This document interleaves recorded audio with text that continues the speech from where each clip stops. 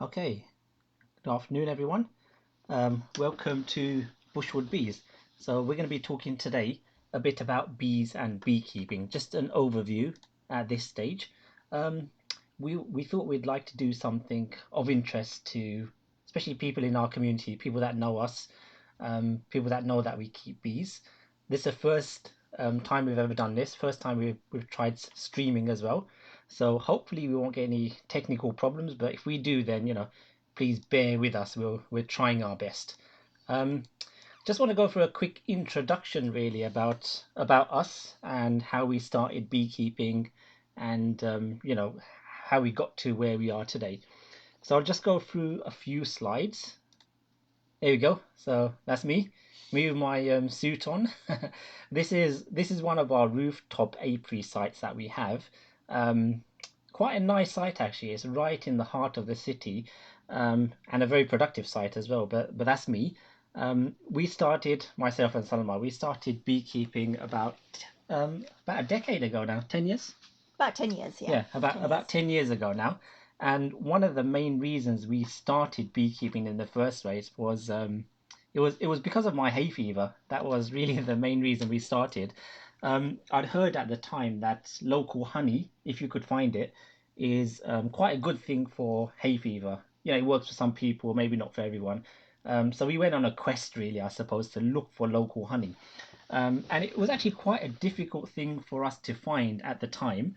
But we managed to find it. And we found it. I loved the taste of it, but we couldn't find any more, so it was very difficult for us to find. So we thought, okay, how can we get local honey ourselves? Why not become beekeepers?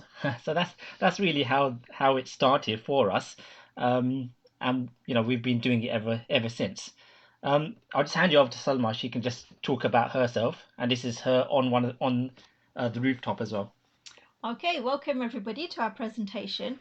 Yeah, Colin made it sound so easy. We decided to become beekeepers, and then there we are, we became beekeepers. It wasn't actually that straightforward. We did actually do a course, and we had to learn and study, and we do have to, you do have to know what you're doing when you're looking after livestock.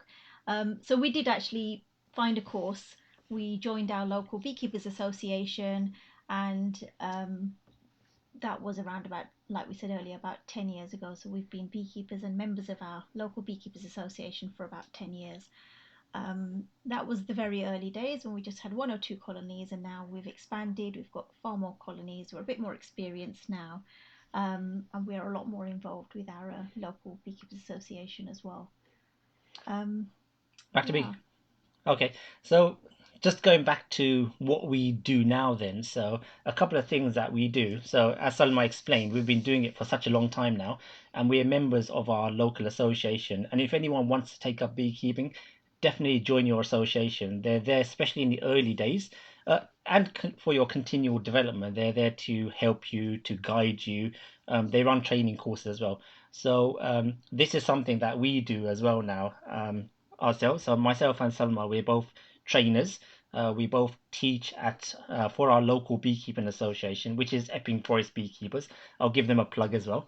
They'll like that. And this person here is a good friend of mine who's also a teacher. But and this is Salma in her yellow suit. If you see a Oh yellow yeah, suit, that's probably it's me. it's gonna That's be probably me. Salma. I'm the one with the camera, so I'm not actually in I'm not in the picture here. But to date, we've probably taught about 200 students, and every year we teach about 25. This year, unfortunately, because of the situation, we've had to cancel the course. It's not going to happen this year, which is a real shame. But that's life, I suppose. This is the other thing we do. We do education as well. So we have gone around and given talks at various places. This is Salma giving a talk on bee disease, I think it was bee health, bee disease, Bee health, bee yeah. health, Bee bee health, disease. bee diseases, massive topic in itself, but we're Yeah, not going to go through that we're not today. going to go through that Yeah, we're not today. going to talk about the dreary things today. Hopefully, only the good stuff Only today. the good stuff, yeah. Yeah. And this is a portable observation hive which we have. And with a portable observation hive, the beauty of that is you can take that around with you.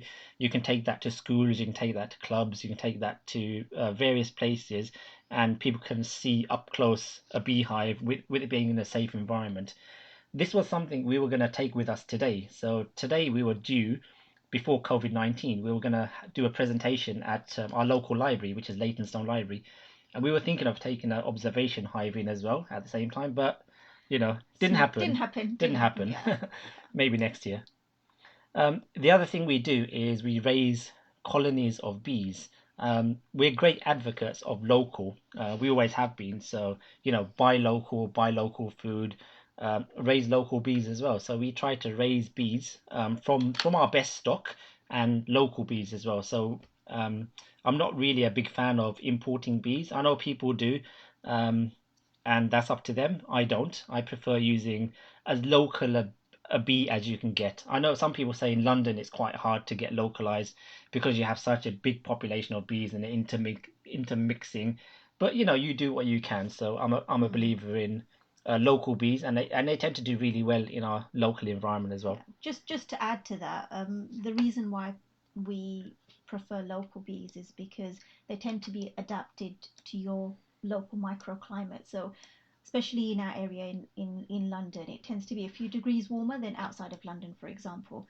And then you'll find Scotland has got a slightly different environment. Wales will have a slightly different environment. So although we're all part of the UK, the temperature can be slightly different, and the bees can be sensitive to these little changes as well. So that's the reason why we stick to locally bred honeybee colonies. Okay, yeah, I think you can see that on screen. So this is just an example of some of the sites where we keep bees. I'll start at the bottom right actually. So this is a lovely site we have. I know it's a bit small, it's hard to see on screen, but this is our training apiary. This is a teaching apiary, not owned by myself, but it's part of the Yeah, association. unfortunately. I'd love to have a site like that. But it's a real oasis in the middle of London, hidden away from everything. You go there and you completely forget about everything. You de-stress yourself. You have to be nice and calm, otherwise the bees will make sure that you calm yourself right down. But that's a really nice site that we have. This site on the top right looks a bit messy in that picture, but it's in the middle of a park in East London, and it's a very very productive site actually. This one's right in the heart of the park, surrounded by lots of forage for the bees. So that's a really great site. This one here, bottom left, is the rooftop apiary site that we talked about before. You can see the minaret in the background, so it gives you a clue that it might be somewhere special, and it's actually on the rooftop of a mosque in central London, in Whitechapel, the big mosque in Whitechapel. And this picture here, top left, yeah, is not something that many people have seen actually. So this is within the compounds of the mosque itself. It's on the first floor of the mosque in Whitechapel, and it's a purpose-built observation area. And we manage these two beehives as well. The great thing about this is when we have guests coming or you have schools visiting the mosque, they can actually request a visit to the bee area as well. And then it's usually Salma, as I'm working at the Yeah. time. So Salma is usually the one who will go down. She'll open up a hive for a bunch of students. She'll give them a talk about bees and the great benefit they do to the environment. And you can have a whole class standing here, watching the bees, watching Salma. They can hear her talk as well, and it's a really good site, this one. So if there's any schools out there that want to go and have a look and have a talk about bees, I think you go through the mosque, right? You do go through yeah. So if you contact the mosque, then they will be able to arrange a mutually agreeable time. Obviously not now. When things get back to some sort of normality, then hopefully we'll be able to start these things back up again. But it's nice because the general public, students, anybody else are safely behind the glass. No need to wear suits or anything like that. Um, and it's a really really good way to get up close and personal and see exactly what's going on, and I can do a whole inspection and go through the whole colony, and it's absolutely fine. There's no danger whatsoever. Okay. The other thing we have done in the past, it doesn't happen all the time, but we have discussed bees to quite a few famous people, I would say. So I'm sure everyone knows who this is, Her Royal Highness Princess Anne. So we had the great pleasure of talking bees with the princess a couple of years ago, I think it was. Yeah, 2 years ago. 2 years ago. And that was really great. It was great to meet her, and we found out that she keeps bees, and so does her brother. Yeah. I was wondering for a We didn't minute know that at the when she time. mentioned it to me that, oh, my brother keeps bees. I was thinking, who's your brother? Prince Charles. It's a bit of a strange thing, isn't it, to say my brother like that. We've also been on BBC World Service, the radio station, and we've been on BBC News. It was, yeah, BBC yeah. News when they came to talk about bees. Oh, that's the right mission, that one. But it was good fun. It takes a long time actually when you do any kind of filming. It takes such a It long does. time, but it's a good day. It's good fun. Yeah. I think we did that a couple of times. We've done that a couple of Yeah. times now. Yeah, but it was interesting. Okay, let's move on then. So we here's a couple of the topics that we're going to go over today. We're going to try to keep it to the hour if we can. We'll try our very Yeah. best. So I know it's about 5:41 at the moment. We'll try to finish about 6:30 if we can. So some of it is, well, most of it is going to be slide based. We'll talk through things. We have got some videos as well. All the videos are done by us. There are videos, there stuff. You'll see. It's pictures of us doing our beekeeping as well. So Okay. we'll start, I think, with the history of beekeeping, and I'll hand you over. Yeah, just before I start on the history of beekeeping, I think we will try at the end, as long as we have time left, to answer questions if as they come through. But anyway, back to the presentation. Okay, so history of beekeeping. I mean, we have had a relationship with honeybees for many, many, many years. So we know there is evidence of us, people, mankind, humans, collecting honey for about 10,000 years. So we've been at it a long time. The way we've been collecting honey hasn't changed over the years. So we do have evidence from ancient Egypt, and we know that the ancient Egyptians did carry out migratory pollination services. We know that they used the River Nile to move their honeybees in mud hives up and down the River Nile to help with the pollination. So, they knew what they were doing in those days. And of course, we've all heard about the honey jars found in the tombs. We know that there a 2,000-year-old jar of honey, which was supposedly still edible, found in King Tut's tomb. I'm not sure I'd have 2,000-year-old honey, but I would. it's supposed to be I'd good. have it. I'd try It was it. supposed to have been still good. I don't know what else was in that jar though. Um, we also know about skeps that were used for harvesting honey um, about 2,000 years ago. Unfortunately, when honey was harvested using skeps, when colonies were kept in skeps, the only way in those days that honey was harvested would be to actually destroy the honeybees first. So the honeybees would actually be killed, and then the honey would be taken after the bees had died. So that was an awful way actually to get a hold of honey. Um, and then in the 1850s, there was a gentleman called the Reverend Langstroth, and he actually discovered a way of taking care of honeybees and harvesting honey without destroying the bees. And what he found is that honeybees, they actually they actually have a certain space that they stick to. So it's about 8 mils to 1 centimeter. And what you'll find is in between the honeycombs, you'll find this space every time between the honeycombs of about that 1 centimeter, 8 mil space. And he realized that if you use that information, that spacing, we call it in beekeeper terminology, it's called a bee space. So if you have that bee space, it's about the space that allows honeybees to work back to back with each other without sort of getting in each other's way. And that is what a bee space is. And what that meant is that you could actually make wooden frames which could be removed and put back without having to destroy a honeybee colony and taken out honey without any kind of harm to the honeybees. So this really changed the way that beekeeping took place. So it's a really, really important kind of discovery, that bee space in the 1850s. There's probably a wealth of information on Langstroth actually, if anybody wants to go and look into it any There's further. loads of things about Langstroth Loads of you can things. find out. Really, really famous guy amongst beekeepers. So anyway, types of bees. We've got many types of bees. In the world, there are about 20,000 species of bees. So we do have many different types of species. In this country, in the UK, we've got about 270 species of bees. I say about because it depends where you get your information from, so that number goes up and down.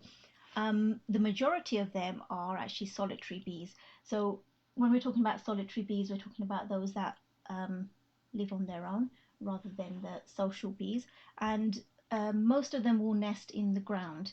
So you may find, especially at this time of year, you may find if you're out for a walk in the park or even in your back garden, you may find sometimes you see honeybees sort of almost digging into the ground, and that would be the solitary bees that are nesting underground. Honeybees are actually the social insects, so we're talking about the solitary bees. So solitary bees are the ones that survive throughout the winter. So they're the perennial colonial nests, we call them, a bit like your perennial plants that come back year after year. Honeybees are actually the only type of bee that comes back year after year. When we're talking about the solitary bees, it will only be the queen that survives throughout the winter. Honeybees do survive as a whole colony throughout the winter. Solitary bees. So, solitary bees. So this was, like I said before, over 220 species in the UK. So the majority of bees you see will be solitary bees. There's a massive variation in the way they look. They're generally smaller than the big fat fluffy bumblebees that you tend to see, and depending on their species, they will nest in different places. Some of them will nest in the soil, some of them in just hollow stems of plants, holes in the wood, empty snail shells, little gaps in your brickwork, things like that. So anything that's really dry and safe and gives some sort of protection, they will use something like that as a nest site. Okay, next one. My kids love this one, by the way. This little tiny one here. I think it's called a leaf cutter, right? Leaf cutter. That's a leaf cutter, Yeah. and you probably see that cutting away some leaves from various plants and roses as well. Every time I show my kids these pictures, they always say, "Oh, this one looks so cute." And this little black one here is a tiny little bee as well. So I've actually seen this one in my garden here in Leytonstone. It's a tiny, really small, tiny little really small. Yeah. bee. Yeah. Okay, bumblebees. Right, so these are the ones that we love, the bumblebees, because they're all fluffy and it's sort of the sort of thing you see in cartoons when you're a child, I think. But bumblebees are key pollinators, just like solitary bees. So we've got around about 25 species in the UK. I say around about because again it depends where you find your information. Some say 24, some say 27, but around about 25. So they're the big, nice, fluffy ones, the furry ones, and their colony size of a bumblebee can be quite different. So they tend to be between 100 to 500 in their sort of family of bumblebees, and the lifespan of a queen is about a year. So she will survive on her own throughout the winter. She'll go and hibernate somewhere and then come out in the spring.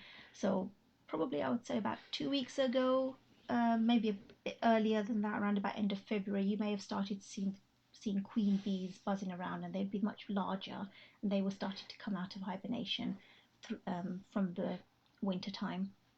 And then slowly they will start to build up their small colonies. And again, they provide a pollination service. They like their nectar, they like their pollen, they love their flowers, just like honeybees do. And they are really important pollinating species. Okay. Yeah, let's just look at some of these names. This is I always find this one quite interesting, actually. So in the UK, we have about 25 species of bumblebees. So you think the guys that will name these bumblebees would come up with some original names, right? Look at this one here. This first one is the bee that you tend to find earlier on in the year. They call it an early bumblebee. How imaginative is that? You should probably see this now. Between March and June it comes out. And this one here, this next one here, I love the name of this one. It's called a red-tailed black bumblebee. It says it on the tin, really, doesn't it, that one? And this next one is called the shrill carder. That is really rare, that one. I've never seen that one before, but if anyone does see it, then please take a picture. Take a Yeah. picture. Send it over to me. That it would be really interesting to see that one. Honeybees. Okay, so honeybees. This is our speciality.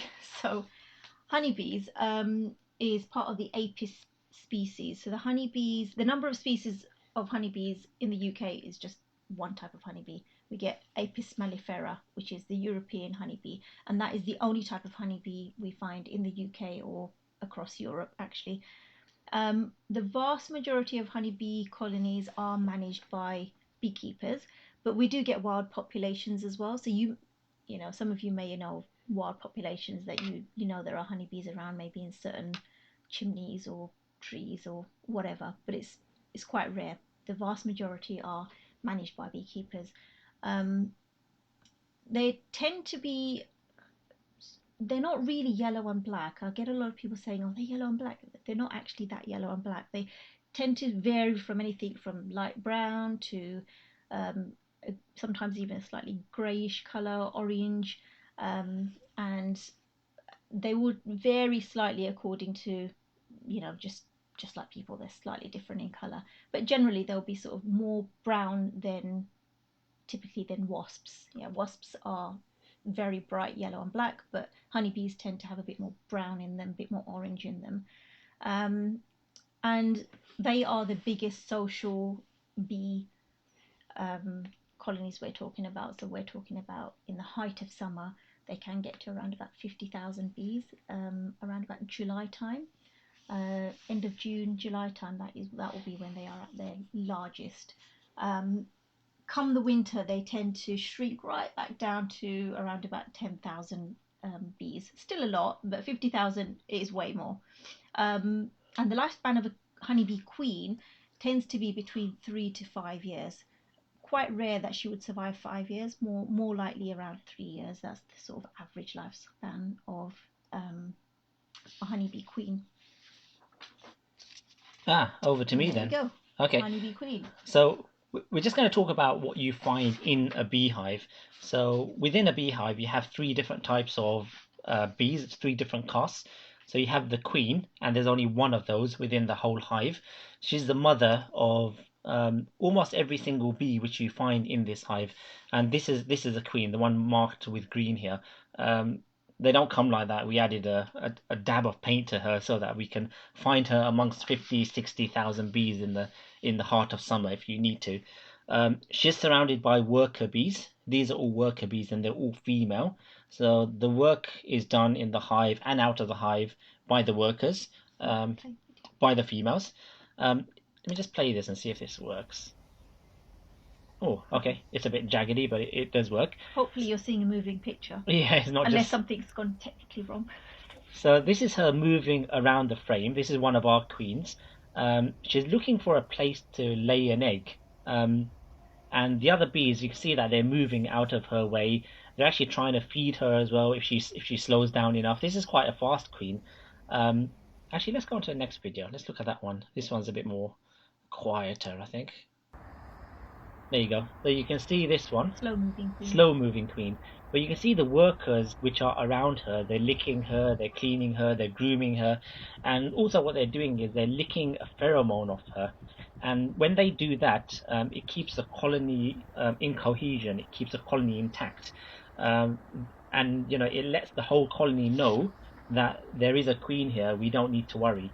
But, you know, the queen really is an egg-laying machine, but also her genetics controls what the colony is like, whether it's a very defensive colony, whether it's a very gentle colony. Most of that comes down from the queen. So if you have a colony where you know they're stinging you all the time, or you opening them and they're trying to knock into your face or something like that, then it's the queen which is the issue, and you need to do something with the queen. Likewise, if you have a really nice colony, it's to do with the queen as well. So the queen has a very important role, um, and she's the mother of every single bee, like I said before. She can lay both fertilized and unfertilized eggs, which is quite a strange thing to say. When she is born, after a couple of days, she goes out and she goes on what they call a mating flight. So she goes and mates with a number of drones, and drones are the males from other colonies, not from her own colony. So she'll mate with about between 10 and 20 drones she'll mate with. And when she comes back to the hive after her mating flight, after a few days, she can start laying eggs. So she can lay a fertilized egg, which is where an egg mixes with a bit of sperm from one of those drones, and those eggs will turn into workers, so they'll be female. If she lays an unfertilized egg, which she can do, then they turn into drones, and she determines which egg to lay by the size of the cell. So if you see here, these are all different cells. These are actually all worker-sized cells. I can tell that. But when you see a drone one, it's slightly bigger, and she measures these cells with her head and with her feet. And based on the size of the cell, that's where she'll go in and determine whether or not she should lay a fertilized or an unfertilized egg. Bit of a strange thing, but she knows what she's doing. They've been doing it for millennia. So that's the queen, the egg-laying machine. The workers. So these are probably the most important members of the hive. Like I said, they're all female and make up the majority of the population. By majority of the population, we're talking about 95%. In the winter, it goes almost up to probably 99%, right? About Well, 99. they're all female workers, They're all females apart in from there. the queen. So Yeah. you've got in the winter, it's just the queen and the female workers. There will be They don't no want drones. They don't want the There'll be men in the no winter. There'll be no boy bees, no drones at all in the winter. They don't want them. They kick They them kick out. them out. They live up to 5 or 6 weeks on average in the summer. They literally wear themselves out by the amount of hard work they do. So the more time they're out foraging, they wear themselves out so much and they're so hardworking that their life ends in about 5 or 6 weeks. It's the workers have quite a hard time actually. The female workers, right? The female workers do all the work. Yeah, they do all the hard work. I don't know about the men. They're a bit lazy. They just sit around doing nothing until a female is out there. In the winter, they can, however, live for 5 to 6 months. What they do is before winter time comes, they fill up their body with pollen. Pollen builds up the fat store within themselves, and that almost changes their physiology so that they can live for such a long time within the hive. So on average 5 or 6 weeks in the summer, and then 5 or 6 weeks in the winter. So they do a number of different jobs, and the jobs that the worker bee does is really based on the age of the worker bee. So when the worker bee is born, they're born as a fully fledged worker bee, but certain things within their body are still maturing. They're still, coming to fruition. So the first job she does is cleaning. Then she does feeding. She'll go and feed the young larvae, like the caterpillars when the queen lays an egg, it becomes like a caterpillar. She goes and feeds those. Then she can feed the queen. She can make beeswax. They have special glands on the bottom of their abdomen. Yep. Abdomen, yeah, where they can make beeswax. Then when they get slightly more mature, about 3 weeks old, then they start going on foraging flights. And when they go on foraging flights, there's a couple of things that they can collect. Everyone knows that they collect nectar. This is what they use to make the honey, but they also collect pollen. So nectar is actually their carbohydrate source. It's their sugar. It's what gives them the energy. They need pollen as well. Pollen is a source of protein for them, and they use that to feed the young larvae as well. They do go out collecting propolis. Propolis is like a sap almost, the kind of sap that you see when a tree gets wounded and you see this sap flowing down the tree, or from plants as well. So It's like resin. It's like resin. like tree resin almost. I've actually got some here. I don't know if you can see that at all, but that's propolis. Oh yeah, there you go. It smells amazing actually. It's got a really nice smell. I know you can't smell. There's no smell-o-vision yet. Smell-o-vision. Yeah, maybe someday. But that's propolis. Funny enough, they use this in cough mixtures. right? Cough mixtures Cough or mixtures, medicine. tinctures. You can buy them sort of in health shops and places like that, where Yeah, you can buy it's the tinctures. antibacterial. It's very good. It's antimicrobial. It's actually very good for you, but it's really strong stuff. It's really strong. Yeah. Yeah. I think yeah, they make it into a tincture, so it's easier to digest. They also collect water, so as do all living animals. You need water to survive. So they're the kind of things that a bee will go out and collect. If you look at the bee for a minute, then they have three kind of special eyes on the top of their head. They call it ocelli. I think that's what you call it, Yeah. ocelli, and they're light detecting kind of eyes. They have these big compound eyes at the front of their heads, two of them, which have 7,000 lenses in there, which is a huge amount. They have these special pollens baskets on the back of their legs, and it's full of hairs, and that's where the pollen sticks to. They actually groom themselves and they stick it to the back legs, and they can carry it back to the hive that way. They have two stomachs, so this is something that we get asked sometimes, that is honey like regurgitated vomit from a Is it bee? bee vomit? Is it bee I get vomit? asked that a lot. Yeah, Is is it it bee bee vomit? vomit? Technically, no. It's not not bee actually. vomit, no, but it goes into a separate stomach, so it doesn't go into the digestive stomach. When the bee goes out, and it goes and collects nectar, it puts it into a special honey stomach, and that's the honey that it puts back into the cells afterwards. It has a long tongue called a proboscis. It's like a straw almost, so it's a retractable straw. So that's what they put inside the flower, and they can pull out the nectar using that. So it's designed specifically for what it does, and it's designed in perfection really for what it does. Uh, okay, so foraging and pollination. You going to talk about that? It was your one. Oh, that's me. Okay, I'll talk about this. So pollination really is one of the things that is the most valuable for us. So honey is a good thing. We all like honey. Well, I don't know about all of us, but I really like my honey. A lot of people do. But pollination is something that the honeybee provides as a free service to us, um, and it's something that has the most benefit to the community at large. So let me just play this from it. This is one of our hives from earlier on in the year. Um, I hope you can see this, but they're bringing back pollen. So there's a whole bunch of pollen on the bees' legs, which they're bringing back. And the interesting thing to note here is the variety of pollen. You get different colors of pollen as well. So you see from the film, there's sort of blobs of different colours on their back legs. So the previous slide you saw, and there was a yellow blob on the back legs, but from this slide we've got a few different colours. We've got yellow, grey, orange. I think there's about 3 or 4 different types of pollen going in. So they're the sort of blobby things that you stuck on the back legs. That's actually the pollen. And this is a variety for them, which is good. So where we are in London, especially where we are here in East London, there's a lot of variety out there. So the bees can forage on a number of different types of plants, and they can bring back a number of different types of pollen as well, which is good because that's what the bees need. They need a variety in their diet, like we do. We can't live off one kind of food always, and it's the same with the bees. The better type of pollen that's coming in, the better type of bees are produced, and the healthier the bee colony will be, and the happier the bee will be as well. Good nutrition is very important for us and for the bee as well. Okay, the drone, the lazy drone, some people call them. They have their purpose.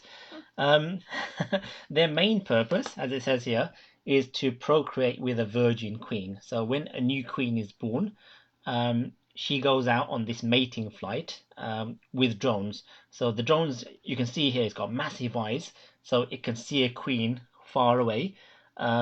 It can smell her as well.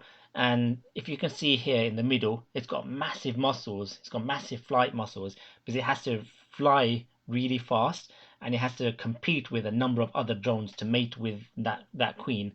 The queen mates with about 10 to 20 drones, but when she goes out, she'll be followed by a whole bunch of drones. They're just going for her. So they have to be, survival of the fittest at the end of the day. Um, However, once the drone mates with the queen, that's the end of its life. It actually dies straight after mating. Short life. Very, very short life. It's got no stinger. The drone hasn't got a stinger at all, so it's unable to defend the hive. Um, Everything that the drone does, it's actually cared by the workers, so it does hardly anything in the hive. It's fed by the workers, it's cared by the workers. It's the only member of the honeybee species which is allowed to go from one hive to the other. So they're allowed in any hive. And they're produced from an unfertilized egg. So when the queen lays an unfertilized egg, it becomes a drone. So it has the genetics of the queen. 100% of the genetics of the queen is going to be within that drone, and then that drone will go out and mate with other queens. So it has a very, very important function in that it's going to take the genetics of that hive and take it to another location. So this is what most animals want to do. They want to procreate their species. They want their species to continue, and this is a job of the drone. So because it's produced from an unfertilized egg, it only has the genetics of the queen, which means it has no father. It has a mother, which is the queen. It has no father. So this is a really strange thing, right? It took me a while to get my head around this, but if you think about this, it has no father, but it does have a grandfather because the queen has got a mother and a father. Bit weird, right? But this is the way it is. It's a drone. It is very important, but has a short life, short but happy life, I would say. It's also the only fertile member of the honeybee colony apart from the queen. So the queen and the drones will be the only fertile members, and all the workers will be unfertile. They cannot produce, you know, fertile members themselves. So they are the only two fertile members. So it has a short life, but it has an important life. All right, stings. Great subject. This is something that we always get asked. Everyone asks this. Do you get stung? And Yes, we we do. do. We get stung. Yep. If you're a beekeeper, you are gonna get stung. Yeah. So occupational hazard. occupational Cannot be hazard. helped. Yeah, exactly. It's going to happen sooner or later. It's gonna happen. And does it hurt? Yes, it does hurt. It does. Even though we've been doing it for 10 years now, it still hurts. Every time you get stung, Yep. you do react to that sting. You jump up a bit every now and again.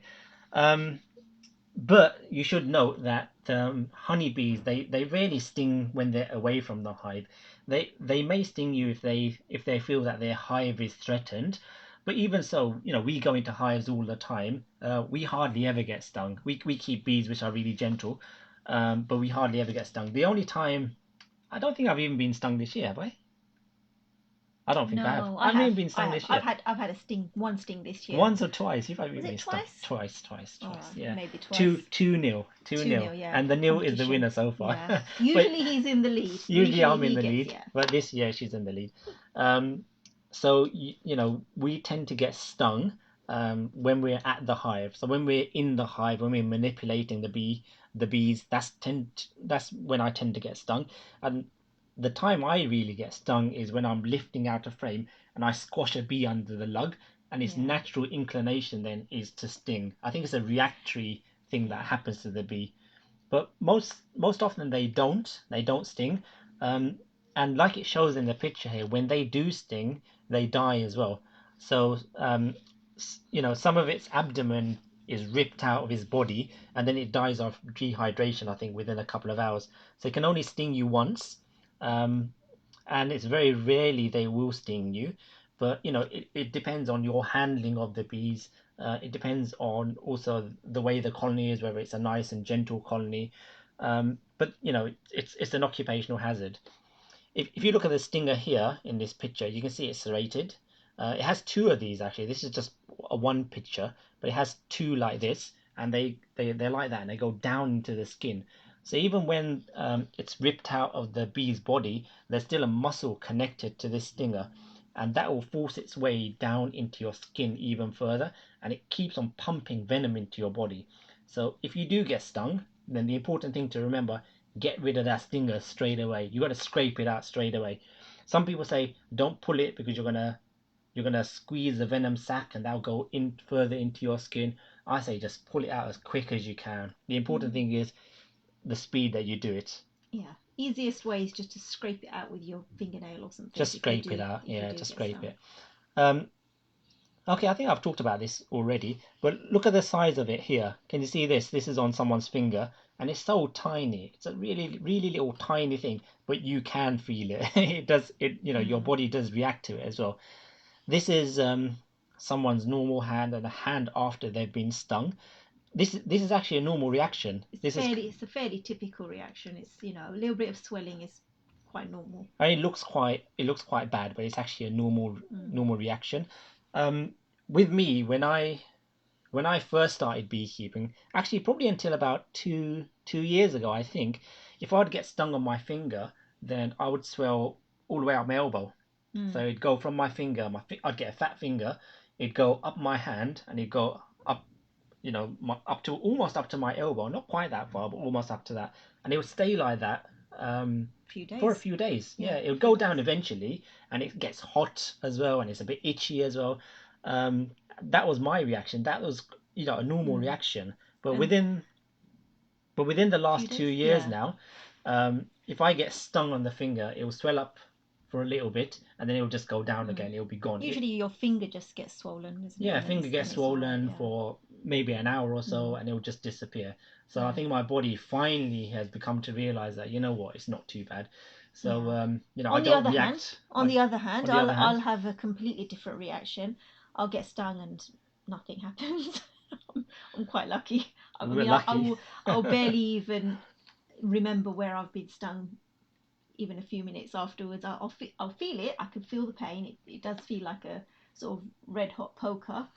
Um, so I'll feel the pain, but I wouldn't, I won't get any swelling or, you know, nowhere near Bad as me. as bad as you. Yeah, Yeah, yeah. I was a lucky Mm. one. So I'll barely even remember where I've been stung within a couple of hours. So I guess I'm Terrible. just lucky. Terrible, I say. Yeah. Um, All right, this is a little caveat to what we've just been talking about. So, as some people are allergic to peanuts, for example, they come up, they swell up, their body has a major reaction to it. So it's the same with the venom from the honeybee as well. So a very, very small percentage, probably one or two out of 1,000, that's the number that we read, can be allergic to bee stings, and they could have an anaphylactic shock, which is where your body overreacts. You have problems breathing, that kind of thing. Same thing as peanut allergy. For those people, they need to carry an EpiPen, an adrenaline pen. Um, most of the people who suffer from this, they probably know they suffer from this because they've had reactions in the past. So, like I said, it's with most people they'll get swelling like this, and it will hurt for a while and it'll become itchy. But for a very small percentage, they do react badly. But there are, like desensitization courses you can go on, which take a couple of years. I think it is 2 years, year and a half. I think 3 years. Oh, It's three about years. 3 years. Yeah. Okay. And then you can sort that problem out for some people, but it's just something to bear in mind. Yeah. It's very very rare. Very rare. Very Nothing rare. nothing Yeah. anyone should be worrying about, overly worried about anyway, but it's just something to bear in mind. So let's get into the nitty-gritty. We've got about 15 minutes left. Still got a bit to cover, but let's see how he goes. So how a Oh wow. colony works. Oh, Gosh, you time can do went this one. quickly. I think we're talking too Talking too slowly. much. Okay. All right. So how does a honeybee colony work? So a honeybee colony, the basic structure of a honeybee colony is made from the beeswax that the honeybees produce themselves. So you can see the honeybee. Just you can see the honeybee in the top right picture, and you can see. I don't know if you can tell from the picture, but you can see the wax glands actually being secreted from the abdomen here. So we spoke briefly about this earlier, and they look quite whitish, but in reality they're almost translucent. They're fairly clear, um, and the beeswax, the tiny little flakes. And what the honeybees will do, they will actually use these tiny flakes of beeswax that they produce themselves, and they will produce this hexagonal beeswax comb, and that is the basic structure that they live in. So the cells are that those hexagon cells that we know are quite familiar with. They are used for quite a few things. They're used to rear their young. When we went through that video of the queen earlier, she was looking around for an empty cell to lay her egg in. So she will lay an egg into one of those cells, and that cell will be used as a nursery for each egg that's reared, and the young is called the brood. So the hexagonal cells are used as a nursery for the young brood, and it's also used for storage. So it's used for storing honey or nectar, which is turned into honey later on, or pollen. And we saw that video earlier of the back legs with the different coloured pollens. So that is actually taken back to the colony and it is stored again in those hexagonal cells. So the structure, the beeswax structure, those hexagon cells are used multi-purposely. So the forager bees, they go out, they collect the nectar. So the flowers that they are foraging on will be giving them nectar. That nectar is actually then brought back into the hive. It's deposited in one of these hexagonal cells, and then it's slowly, we're going to talk about this a bit later on, but slowly it will be converted into honey. There's a process. And then also the pollen. So that is also kept in the hexagonal cells. The propolis that we talked about earlier and the water, that is not stored in the cells. So the water is used as and when the honeybee colony needs it. So you might find, we do find anyway, in hot weather or in the height of summer, they will be collecting more water. And the propolis is actually used medicinally by the honeybees. So what they actually do is they coat the propolis, they coat all those cells that the queen is about to lay an egg into. Those cells are actually coated with a very thin layer of this propolis, and it's believed that this provides antimicrobial properties. So essentially they're using the propolis to almost to sterilize the inside of the hive. So when the queen does come in to lay an egg into that cell, it's nice and clean, it's sterile almost. Propolis is also used for a few other things. It's used to repair any damage or any holes that might be made in their structure or anything like that. So it's multi-purpose again, but essentially it's used as a sterilizing agent. The other thing is about the honeybee colony, this beeswax structure, and the honeybees as a family. Really, as beekeepers, we think of it as one whole sort of super organization. So rather than thinking of the queen and all of the individual honeybees as separate individuals, it's really you're thinking of the whole thing, the whole structure, including that beeswax structure, as one whole super organism. And all the decisions that are made, they're actually made as a collective. So it's a collective democracy, I suppose. So that is how the structure is sort of seen. Now on this next slide, you can see that there's right on the edge, just along here, this is the honey. So you can see that it's slightly different color almost, but the honey is actually covered by beeswax. So what the honeybee does is they will deposit the nectar in here. Once the nectar has converted into honey, it will be sealed using wax, and that's really like their storage. Show this one. Yep, here's one made earlier. Anyway, while Colin's getting you a little sample, I'll just go through this bit. Earlier we saw those globs of pollen. There's a honey frame. Which way? That way. Can you see that? There you go. Hopefully you can see that. Yeah. It's in a glass case. I hope you're not getting too much glare, but that's what honeycomb looks like. And then we've got pollen. So pollen, we've got lots of little different colours here. This is mostly yellow and orange, but in our colonies at the moment we're seeing red pollen from the chestnut trees. We're seeing bright green pollen. I have no idea what that is. I think it's some sort of a cherry plum, yeah, some sort of a fruit blossom. Fruit blossom is bright green, and then we're seeing grey and various different shades of yellows and oranges, which is really good. It's healthy. We want to see a nice varied diet. And then as you come into the further in, all of these white, I'm not sure how well you can see it, hopefully you can see it, but you can see sort of these cells filled with white here, like a pearly white kind of shape. that is the larvae.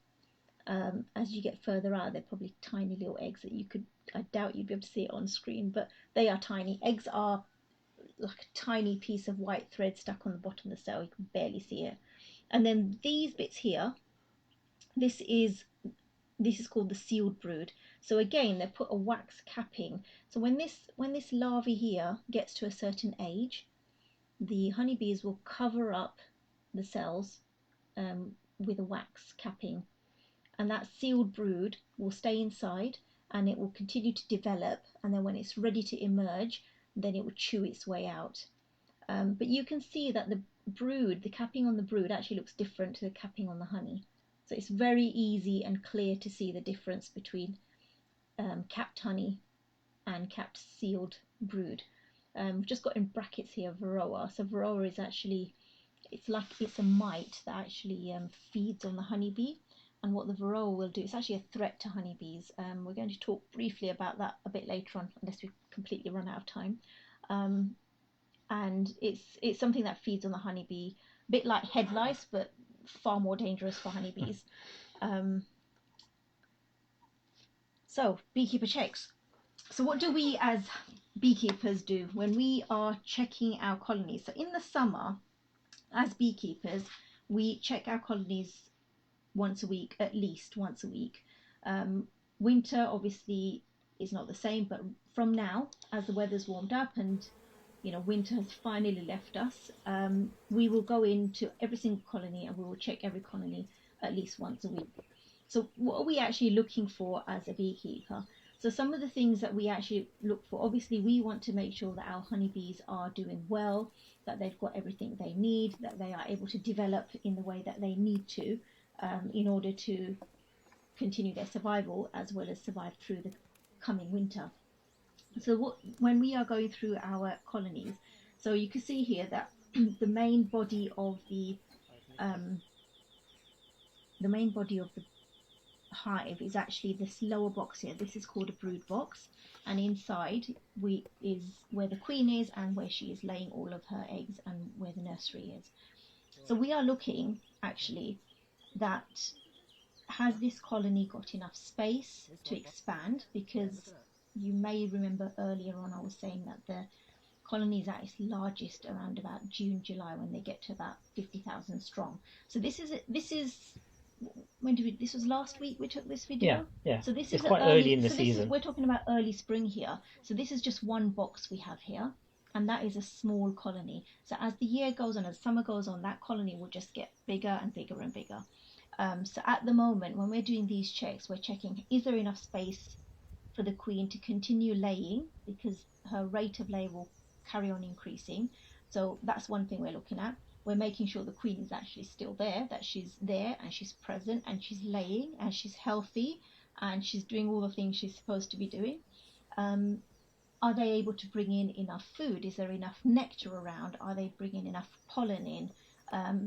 So these are the other things we look at. So when we see different coloured pollen, it actually that's really, really good news. It means that they're getting all the nutrition they need. So that's another thing that we actually look out for, again, on a weekly basis. We want to make sure that they've got enough stores of food until we check again next week.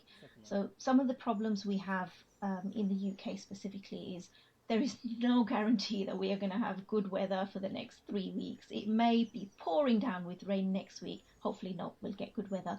But we do get that scenario where sometimes it's been absolutely pouring down with rain for a whole week, for example, and honeybees cannot fly very well in the rain. So this means that there has to be enough food in that box for the colony to survive for the period of that downpour.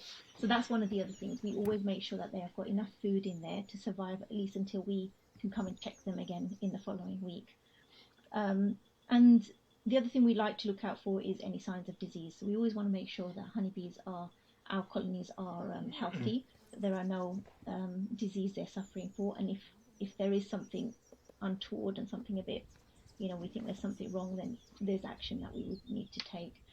But generally we would have to go in and check every colony once a week, every week, throughout the whole of the summer period. So that is from now until around about End of July, August time. Usually, August. yeah, September, usually into September, depending how quickly winter comes along.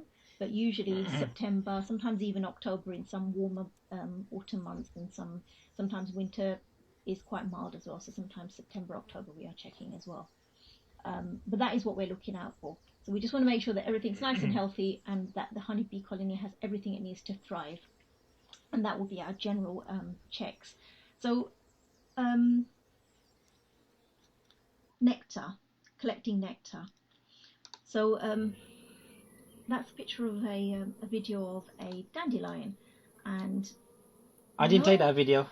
That was actually my video. I'm normally really rubbish at taking videos and photos, so I'm actually quite proud of that one because everything's even in focus. Most of it. I wouldn't say all of it. Well, you know, it's a start. It's a start. You know.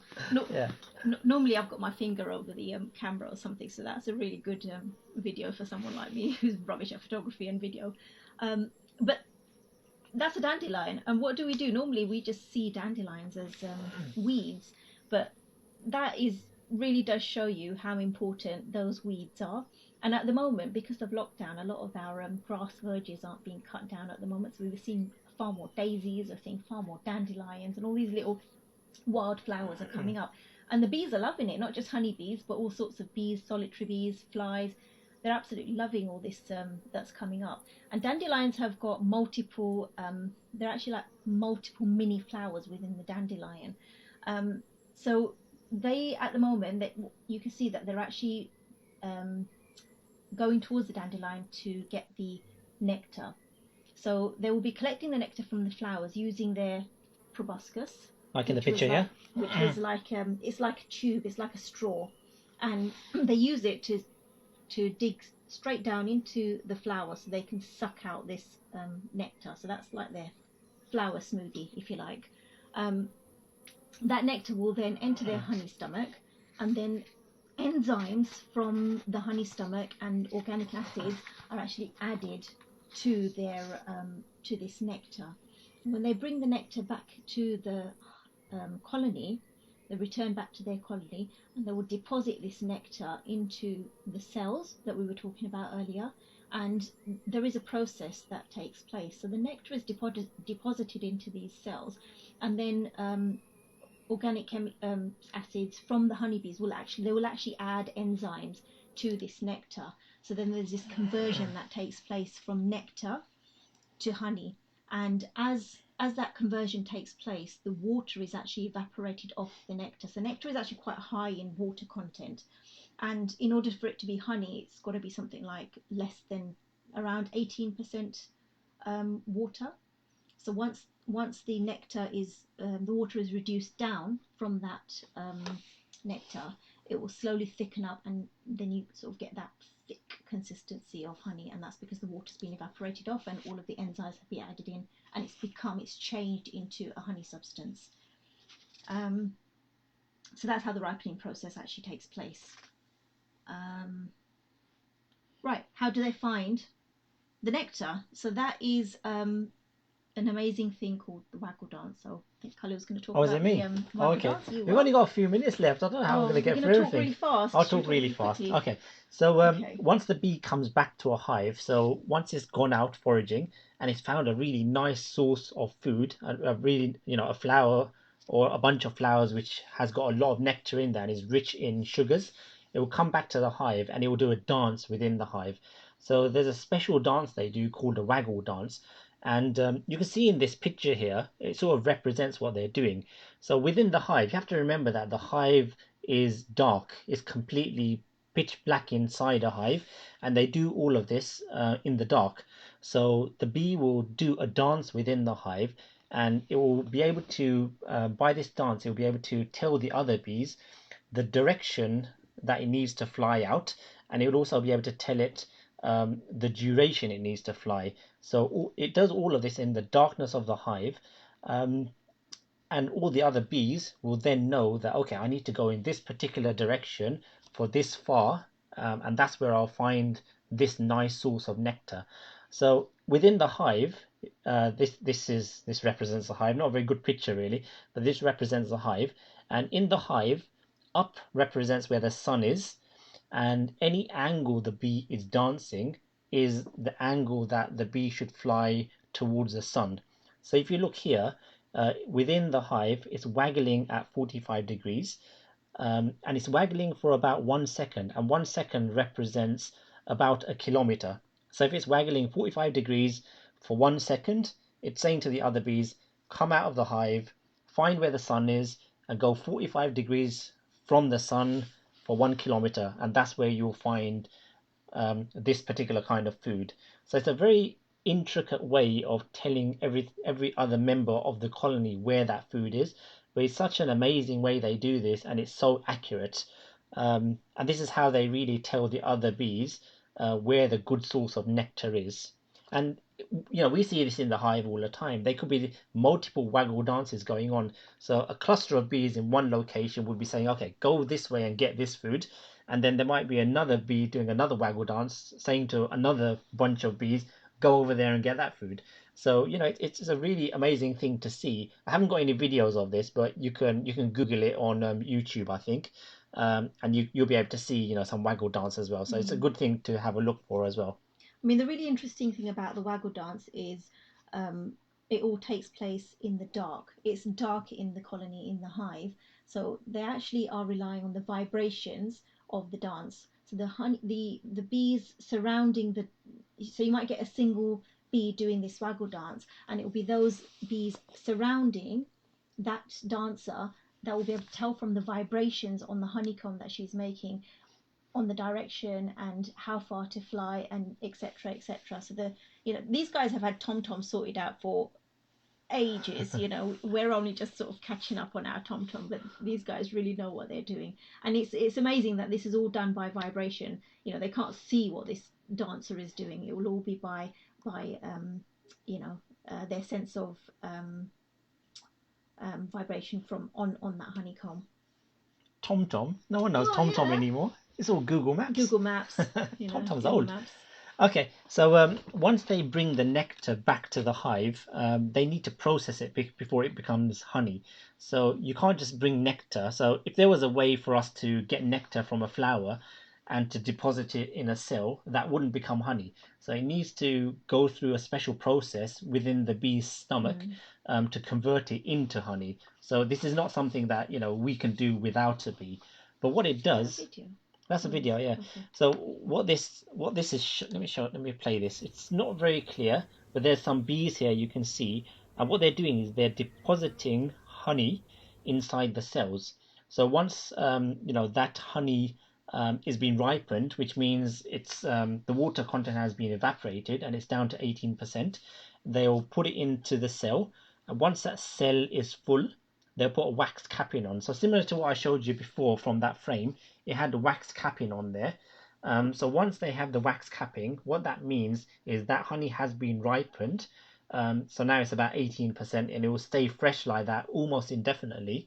But this is the process the bee needs to go through. And also, if you look at this for a second, you can see that it's angled upwards as well. So they've got this down to a T. So when they put the nectar or the honey inside the cell, it's not going to fall out because it's angled upwards. So it's all perfectly designed for what they want to do.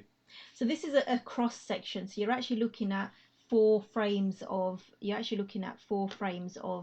honeycomb, but it's at a cross section. So it's not the surface that you're looking at here. It's actually the sides that you're seeing. So each this liquid here, that's actually the honey, and then the capping, the surface, would actually be on along here on these sides, and then you've got the bees working in between. So you can actually see that. Do you remember that bee space we were talking about right at the beginning? You can actually see the bees working alongside each other. So that would be the bee space that we were talking about earlier. So two bees can work back to back here, and they won't join these two frames together because they that space is accurately designed. Okay, and this is what it looks like. So once they have finished ripening the honey, they put the wax capping on, and then it becomes like this. So now this honey is ready to harvest. One thing to bear in mind here is, I know Salma talked about this before, but the box that you had at the bottom where the queen is laying, that honey we don't touch. That is for them. They need that honey for their survival. If they need another box because the queen is quite prolific and she needs to lay more than the space available, we'll give her another box. And any honey that she collects, they collect and they store in that box. We don't touch. The only thing that we touch is the excess honey. So we'll stick another box on top of that, which we call a super. It's a smaller version. Um, and any It's honey, really the surplus that it's a we surplus. would Yeah. take. We don't take anything that the bees are in need of because it's detrimental to the bees. Yeah, we don't touch that at all. It's only the excess honey that we take out. Um, when it's on top of the beehive, if they need it, they'll take it. They'll bring it back down into the bottom where the queen is laying. However, if they have enough, then it's enough for us to take off as well. So we take the honey off, we uncap it. Is this going to work? Should do. Ah, it was just a bit slow. So this is us using Close that window. a fork, an uncapping fork, a bit like a hairbrush, right? So we just use that to take the wax capping off. And this wax, you can use it for yourself afterwards. You can make candles out of it.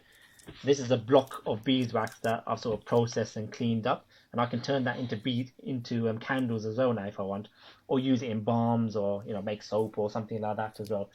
But all we're doing here is we're just removing the wax capping from the honey. Then we're filtering it, but I shouldn't really say filtering because all we're doing here is we're just removing large bits of wax.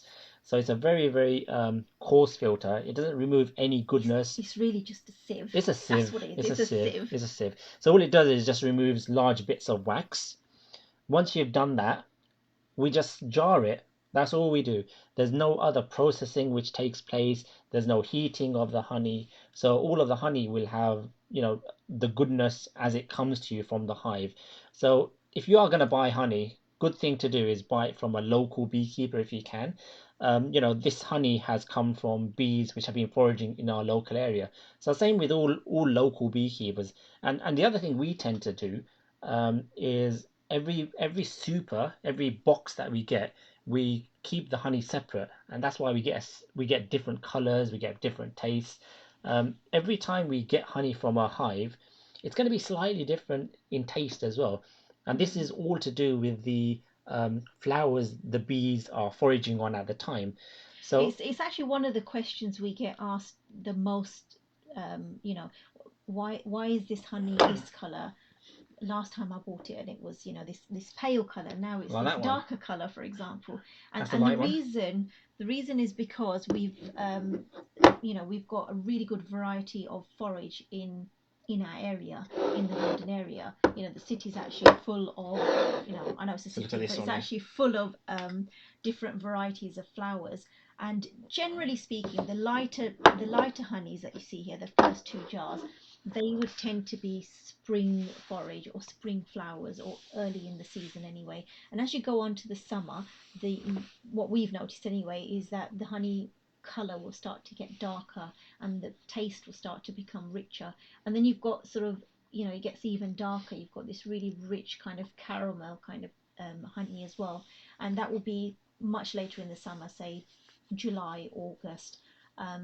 And then there's been times where you've had a really, really dark colour, almost like black. This one. Yeah, like this one. Like that. We don't get that was a couple of years very ago. Often. We don't. It was about 2 years ago. We don't get that colour very often, but it tastes so good. It's like treacle almost, isn't it? Almost, yeah. I think it's honeydew possibly or something. Maybe. But we don't get it very often, but we do get it's almost black, and it tastes, and it's got very rich, deep taste.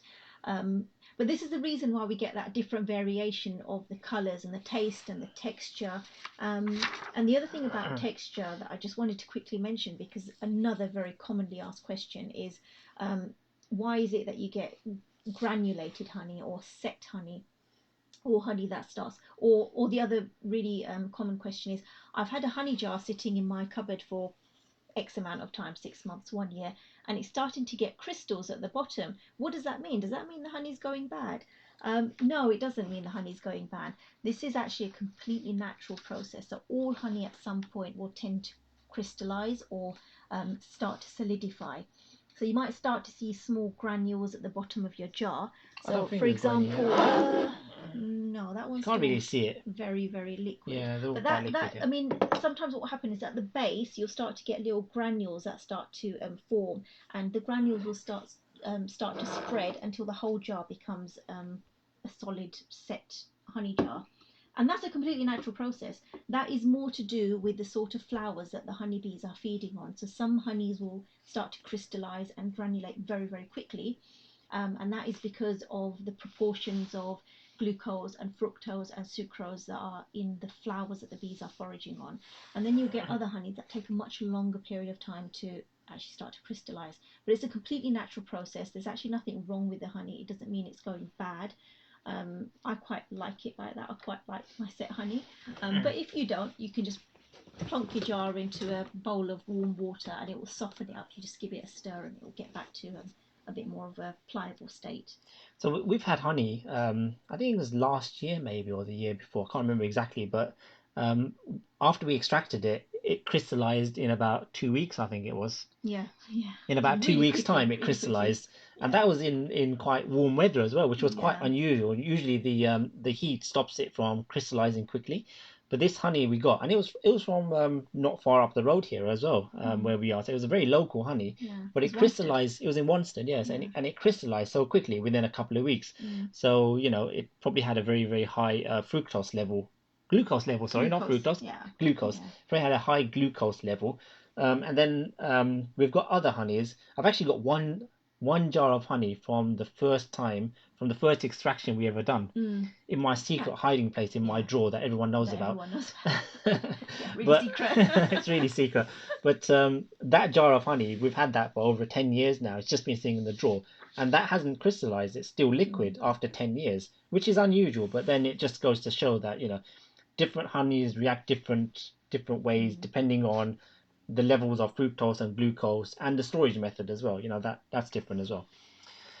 We are sort of out of time, but we had a couple of other topics to talk about. I'll very, very quickly go over this one, swarming. Yeah. We'll talk really quickly. I'll talk really quickly. So, swarming is the bee's natural method of propagation. So, it's almost like the colony wants to have a child, it wants to have a baby. And the way they do that is the queen. Let me run this for you. Oh, it's loud. Okay. The queen will leave the hive with about half of the population in that colony. So the queen will go off with half of the bees.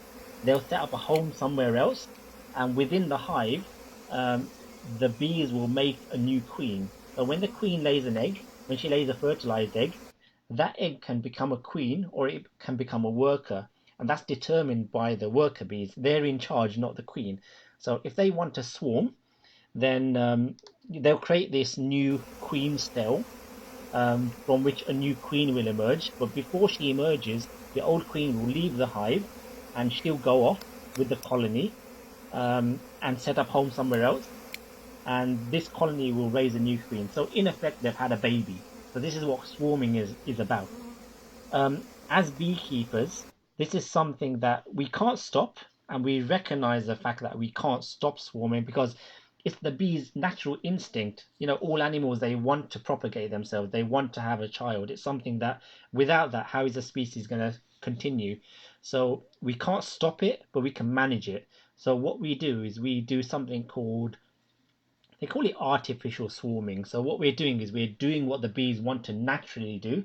The bees want to split. The old queen wants to go, and they want to have a new queen in the hive. So we do this process. We manage it ourselves by something called artificial swarming. We haven't got time to go into this, and this is something you learn if you go on a beekeeping course. So I don't even want to talk about this now. Really, it's not complex, but it's something that takes time to explain. It's a whole different subject. It's a whole different subject.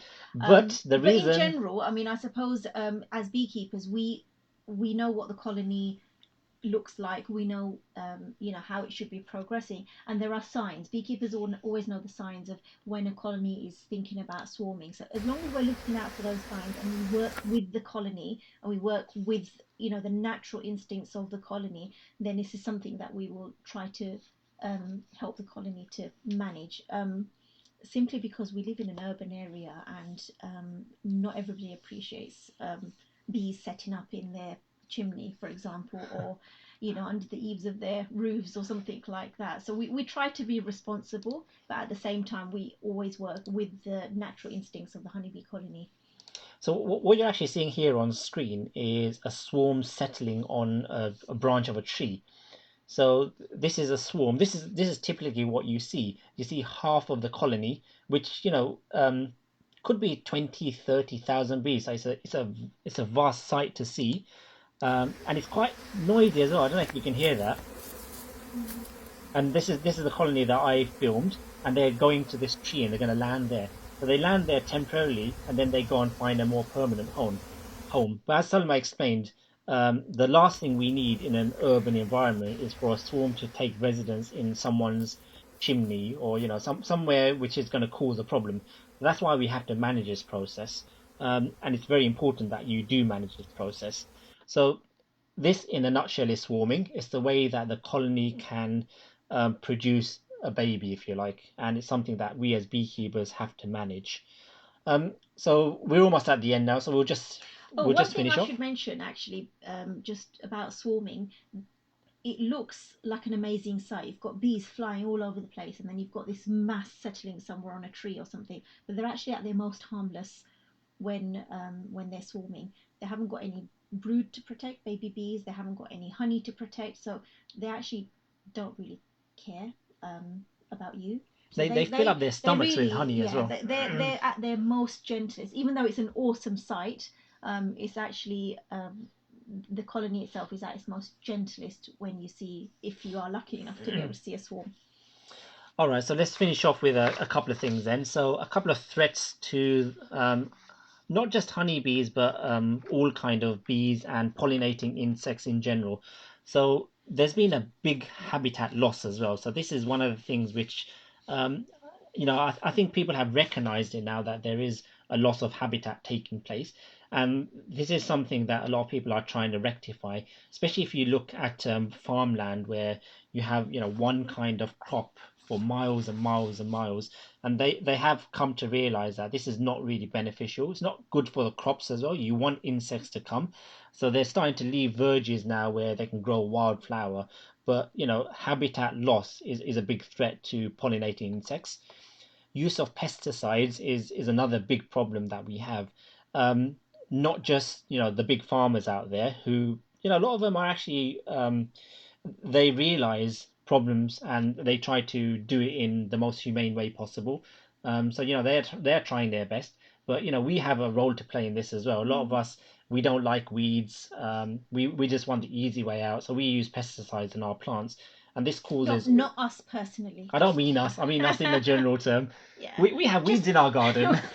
just leave your dandelions. You've seen how much they love them. Yeah, we got weeds. We don't mind. Pests and disease. This is Yeah. this is a big problem. So a lot of the wild colonies of honeybees, especially, there are still a few colonies of wild honeybees out there, but not many. And the reason there's not many anymore is because of pests and diseases. So in about, I think it was about 1970 something, right? 1970, something like that. 1970 something. That's when the The varroa varroa mite came. first Yeah. came into this country, and that killed out so many colonies, and it's endemic now. It's within every single colony within the country, and this is something which has killed a lot of wild colonies, and it still does. It kills not just wild colonies but managed colonies as well that beekeepers have. Mm. So this is a pest that we have, and it causes disease as well. So pests and diseases is something that us as beekeepers, we need to recognize the signs, and we need to understand how to manage those.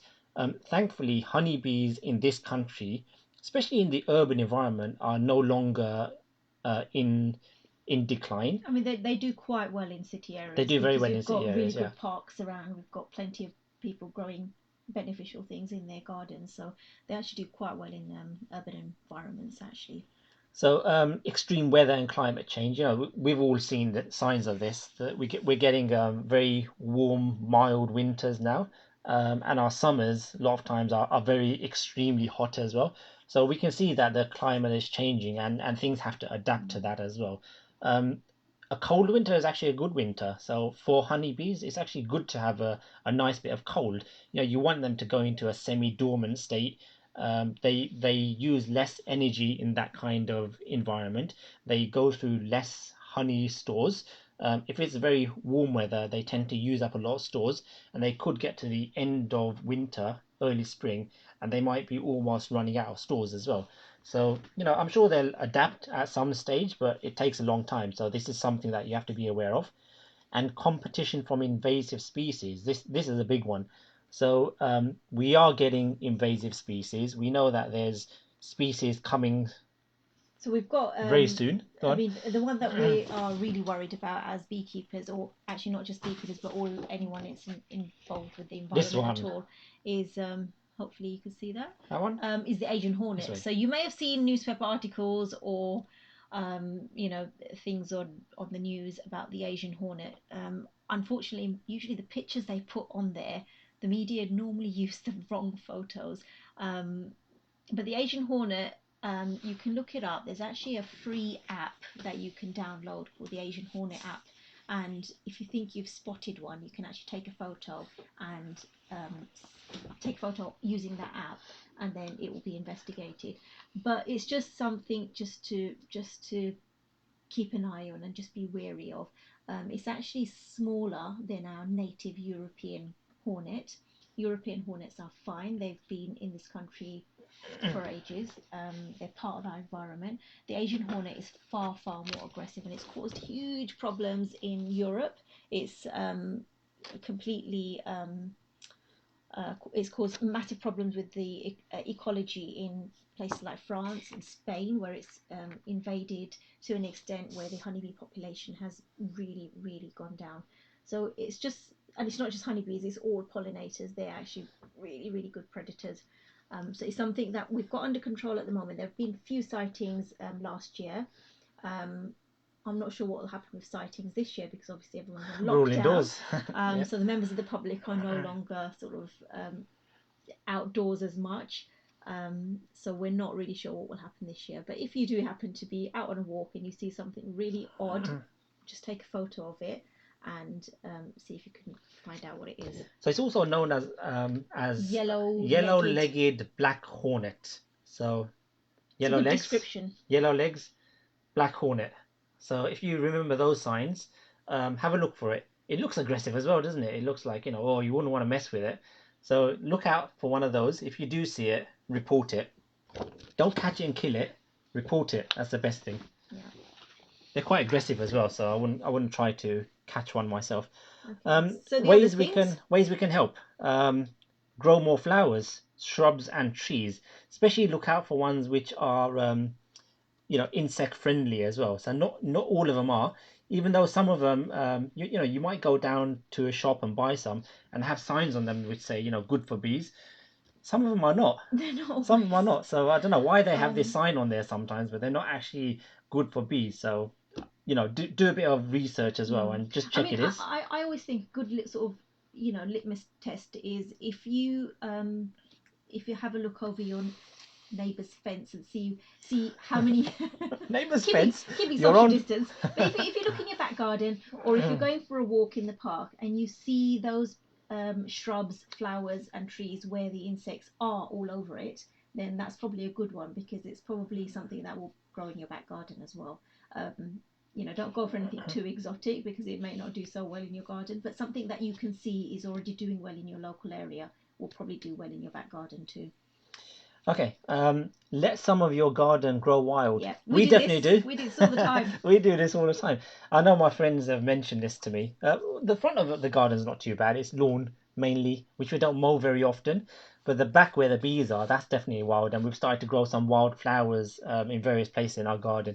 It's on purpose. It's not a mess. It's like, bee friendly.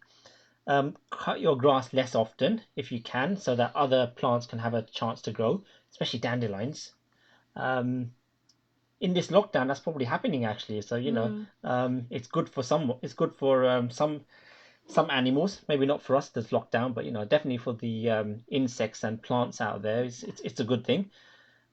Don't disturb insect nests and hibernation spots. So early in the year, you have a lot of these insects hibernating in areas that we tend to want to cut down.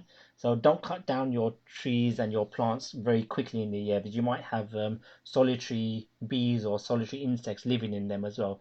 So just be a bit careful with that, and avoid the use of pesticides if at all possible.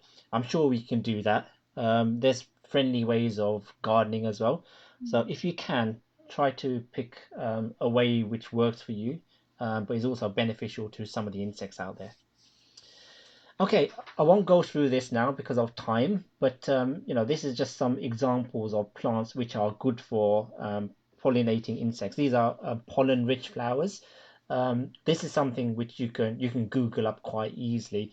I'll mention one. I'll mention a couple. So crocuses are a very, very good early source of pollen and nectar for a number of different insects. So that's a really good one. Willow is really good. You see that all the time, and a few others here as well. So just do a bit of research and check before you buy a plant to see if it is going to be some benefit to some insects as well, and they look nice as well. The other really beneficial one is ivy. So ivy flowers late in the year. So we often see it sort of sometimes all the way into November, so October, November, and that's a really important pollinating plant for all sorts of pollinators, even for birds and other flying insects, because it's one of the last pollen nectar rich flowers before the winter sets in. So it's a really important one. So try not to cut all your ivy off as well. Takes a long time before it grows to a stage where it's producing nectar as well. So it's quite important to leave some of it if you can. And there's not much else around at that time as well, so that's a really important one. Okay, let's finish off then with a couple of fun facts about honeybees then. So the honeybee has 6 legs, as do a lot of other insects as well. Has 2 pairs of wings. So you have some flies which try to mimic a honeybee. If it has just 2 wings, it's not a honeybee, it's going to be a fly. And it has 5 eyes, which we talked about before. They can see ultraviolet light, which we can't. There's some pictures out there you can Google again about the way the bee sees in ultraviolet. It's quite spectacular, and it sort of guides the bee into the right area on the plant as well. So have a look at that as well. That's quite an interesting thing to do. During the winter months, the bees feed off their honey, which we talked about before, and this is something which they collect throughout the year, not just in summer. As soon as it warms up and there's nectar out there, they'll collect this honey so they can use it in the winter to live on. The brood nest within the hive is kept between 32 and 36 degrees. So it's really at about blood temperature. So the inside of the hive is roughly the same temperature as we are. And a bee's sense of smell. So it's about 100 times more sensitive than ours. They have number of odor receptors in their antennae, and it can detect the smell of food in flight. So this is another way that it detects food. So after it does that waggle dance, a bee will actually give the other bee a tiny amount of that nectar as well. So it's able to smell that plant while it's flying.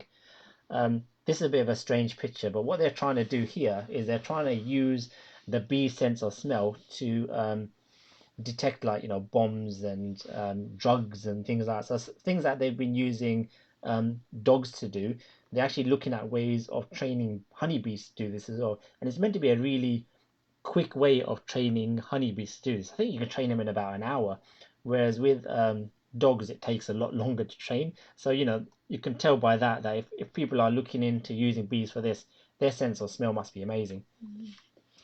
Okay, we talked about this. So the lifespan of a bee is only 6 weeks during summer, but in winter it goes through a change and can live up to 6 months.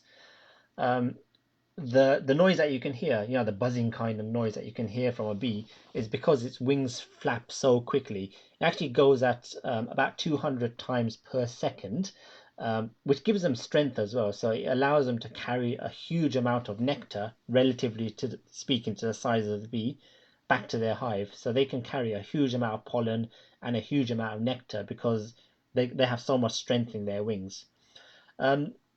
Okay, just a last thing about honey then. So a single honeybee, although it lives for 6 weeks and it forages for about 3 weeks, it only manages to bring back. I know these numbers are a bit funny, but it says from what I've read, between 1/12 and 1/2 of a teaspoon of honey in her lifetime. So, there's a huge number of honeybees. That's why they bring back so much honey.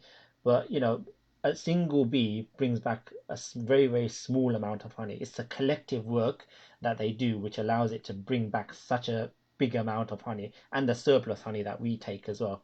So, to produce 1 kg of honey, they have to travel about 90,000 miles, which is about 3 orbits of the Earth, just to make that 1 jar of honey. So you can tell it's quite an impressive feat that they do. It's quite a valuable thing. Don't undervalue it, and don't undervalue the honeybee or pollinating insects in general. So, and actually, it really makes you appreciate that spoon of honey you add into your tea in the morning, because it makes you realize how hard the honeybees are working. But on top of that, actually, honey is something that we get directly from the honeybee colony, but it's actually the pollination service that honeybees and other pollinators provide that is far, far more valuable, because the food that is helped that is produced because of the pollination services of honeybees, bumblebees, solitary bees, that is probably globally the most important thing when it comes to food production. okay, thank you. So we come to the end of our presentation today. I know it's been about an hour and a half. I can't believe how quickly time has flown by. I hope people have enjoyed it or learned something from this. We just wanted to do something while people are locked indoors. Something that we can learn which is slightly different to the norm. I haven't even had time to look at any comments which people might be posting. Really sorry. But if you do have any questions that you have, please come to our website, Bushwood Bees. You can get a link from there to email us. Email us any questions, or even if you have a suggestion, if you want us to talk about a particular subject as well, put it down, send us an email, and we'll see if there's anything we can do as well. But it's been good for us to give this talk as well. Every time I give a talk, I'm always learning something as well. I have to do a bit of research myself before I give a talk as well. So it's good for my continuous learning as well. And yours? Well, you know everything already. Well, I obviously know know everything. everything Yeah. already. I don't, so I have to learn. Well, I learned to take a video. There you go. We're all learning something. But Yeah. like I said, thanks for being with us today. I hope you learned something. Yeah. And send us some comments or send us an email if you want anything. But yeah, thank you for everything, and hopefully Yeah. we'll speak soon. And take care and look after yourselves. Yeah. Thanks everyone. Bye bye.